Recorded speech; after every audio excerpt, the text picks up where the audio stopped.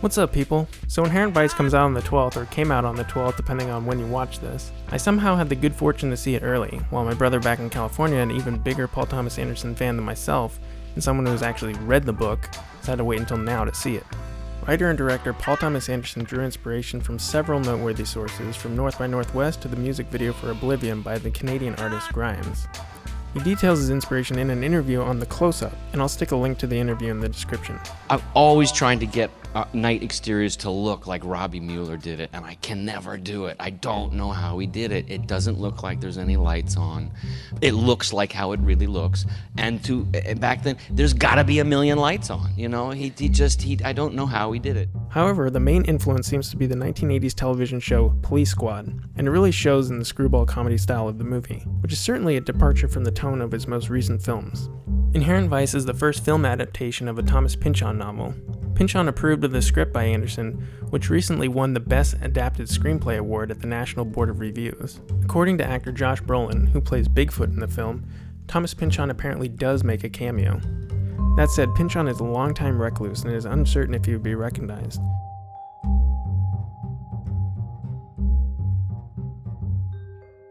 Pynchon has pulled pranks in the past, appearing in The Simpsons with a bag over his head, but I'm sure someone will figure it out after the release though. Robert Downey Jr. was originally set to play the role of Doc Sportello, but was dropped in favor of Joaquin Phoenix, who starred in Paul Thomas Anderson's last film, The Master. The decision came because allegedly Downey was too old for the part. So what can we learn? First, take time to work out the scene. In many interviews, cast members talk about how they would take time to work out every scene with P.T. Anderson. And this would often cause changes to the dialogue, the blocking, the locations, and other things. I mean, sometimes you're trying to refine something that you know is is found a niche that's good, or he may come up and say, you know what, I like what's going on here, I'm just not shooting it the right way, so let me change this a little bit, or let's put the camera over here because I think it's a more interesting angle. Most of my credits, are in television where, they crack the whip and everything is just time, and then, I get to this situation, it's like, no, let's sit down and talk about this. I'm like, really? Don't you just want me to just, to perform? He's like, no, let's talk about this.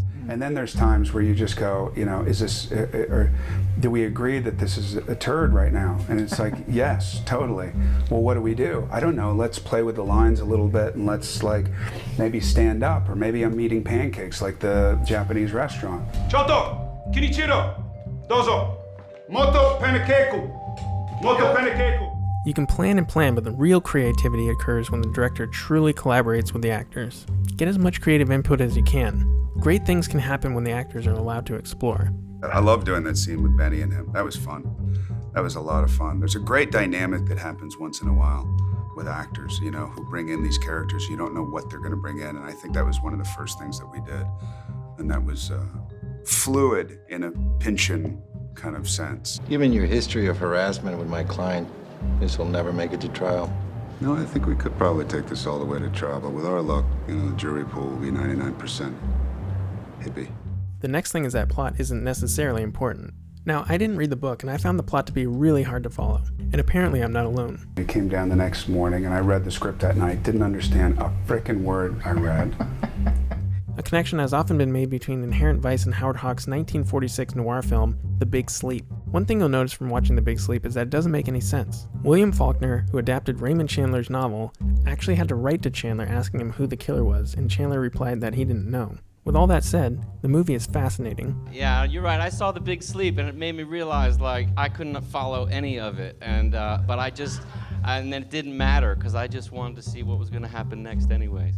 In that same vein, Primer, a 2004 film by Shane Carruth, is one of my favorites. I've seen it a dozen times, but there always reaches a point about 3/4 of the way through the film where I completely lose track of what's going on with the plot.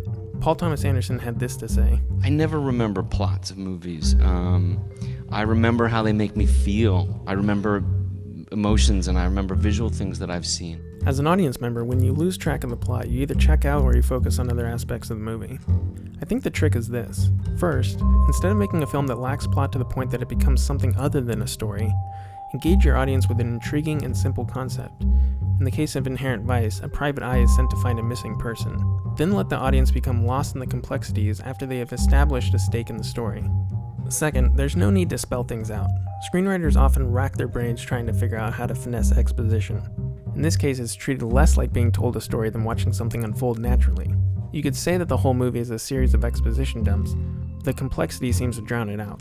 Part of the reason Inherent Vice is hard to follow is that the relationships between the characters are long established and there isn't much setup. We, the audience, are just along for the ride, hanging out with these characters and connecting with them. And third, this concept can only work if the characters are interesting and the atmosphere is rich. Two things Paul Thomas Anderson does extremely well. I'm really excited to see it again. It truly feels like the kind of movie that will get better and better upon each viewing, so go out and see it. Twice. If you enjoyed this video, please hit the like button and subscribe for more. Feel free to leave a comment and suggest another topic for me to do. You can check out some of my other videos here.